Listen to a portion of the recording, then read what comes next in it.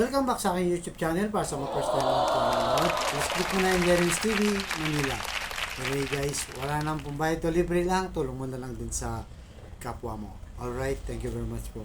So topic natin ngayon po, today's reflection, naiinip ka na ba sa buhay mo?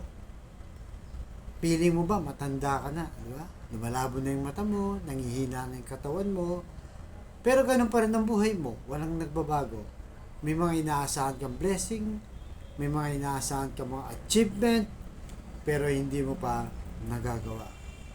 Kung may tiwala ka sa Diyos, kahit anong panahon pa yan, ibibigay at bibigay niya.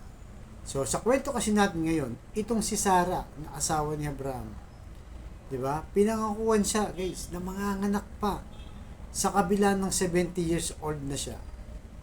Kung titignan mo guys, nung panahon kasi na yon, kapag baog ka at hindi ka nagkaanak, kahihiyan sa kultura ng maraming tao.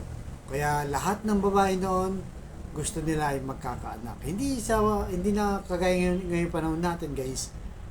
Wala na yan, hindi na masyadong epektibo, di ba? So itong si Sarah, pinangakuan ng mga anak. Subalit sa tagal ng panahon, di ba? Kumbaga, menopause na siya, physically parang hindi niya nakaya kasi matanda na itong si Sarah. So sabi sa Hebreo, chapter 11, verse 11, at sa pamamagitan ng pananampalataya, si Sarah tumanggap ng kakayahang magdalang tao kahit na siya'y lampas na sa gulang upang magkaanak. Nanganak pa rin siya sapagkat kinilala niya ang nangako sa kanyang natapat. Yan guys, di ba? Nagtiwala siya sa ating Panginoong Hesus, sa Diyos. Di ba? Na kung saan at pinangakuan nga siyang mga anak. Pero hindi siya nasiraan ng loob. Nagpatuloy lang siya sa kanyang pananalig at pinanghawakan niya yung pananalig na yun na alam niya kahit imposible sa tao, kasi nga yung edad niya, yung physical fit niya, medyo may edad na, baka nga menopause na, di ba?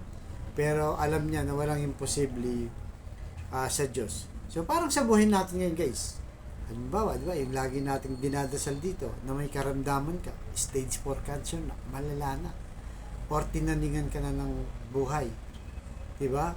Pero umaasa ka pa rin na malagpasan mo yan. Yun ay kung magtitiwala ka sa Diyos na kahit na anong mangyari ay gagaling at gagaling ka. O kaya naman, di ba, inaasahan mong gagraduate ka sa mga estudyante pero hindi ka nakagraduate. O kaya naman gusto mong magnegosyo para sa pamilya pero hindi ka nakapagnegosyo. O kaya naman gusto mong mag-abroad pero hindi ka naman nakapag-abroad at dito ka lang nanatili. So sa maraming pagkakataon, di ba? Yung ating buhay, dumadaan tayo sa punto, naiinip tayo sa pangyayari sa ating buhay. Pero kung magtiwala ka sa Diyos, ano man ang edad mo, ano bang estado mo, hindi ka niya pababayaan. Tutuparin niya ang kanyang pangako. Basta importante, may relasyon ka sa Diyos na kung saan na hindi mo kinakalimutan.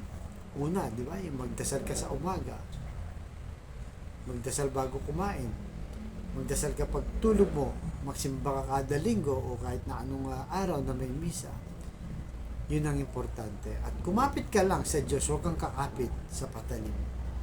Dahil pag sa Diyos ka kumapit, kagaya ni Sarah na wala nang kakayahan, kung titignan mo, wala nang pag-asang maanak dahil matanda na, pero nangyari pa rin.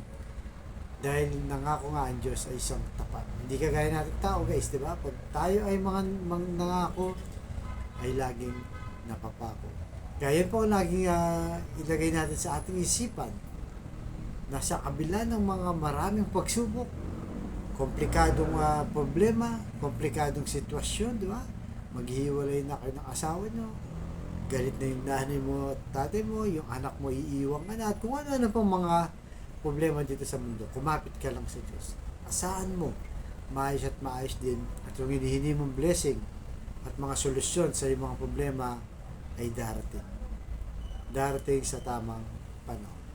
Kaya sa kapatid natin nanonood sa aking vlog na malubha na po ang karamdaman, problema sa pamilya at problema rin sa financial, huwag kayong mawalan ng pag-asa.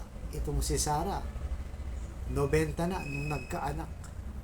Di ba? Sa mata ng tao, sa katawan ng tao, hindi na manganganak, pero nangyari ang pangako ng Diyos. So tayo manalangin. Lord, i-bless niyo po ngayon ang kapatid namin nanonood sa aking vlog na malubha na po ang karamdaman. Stage 4 cancer na, Lord. Tinaningan na rin po ang kanyang buhay. At kung ano-ano pa mga karamdaman bumabalot sa kanilang katawan, haplusin niyo po, Lord. Ipuhin niyo po yung mapagpagaling na kamay. Tanggalin niyo po yung kanyang karamdaman. Alam naman po namin na walang imposible sa iyo kung iyong gugustuhin. At ganoon din po sa pamilyang nasisira na, magkawatak-watak na. Ipuhin niyo po ang kanilang puso na maging mapagpatawad, mapagkumbaba, at bigyan ng halaga ang pamilya. At ganoon din po sa mga financial na kailangan namin lahat. Lalo na po, yung mga kapatid namin walang-wala. Ultimo pambili ng 1 kilo ng bigas, Lord. Ulam.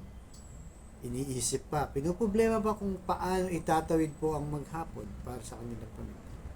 I-bless niyo po ang aming hanap buhay para sa aming pamilya. Patawarin niyo po kami sa aming mga kahinahan at kasalanan. So ang lahat ng tiniling namin sa matamis na pangalan natin, Panginoon Jesus. Amen and amen. To God all be the glory. Sa kanan ng Diyos Espiritu Santo. Thank you very much po.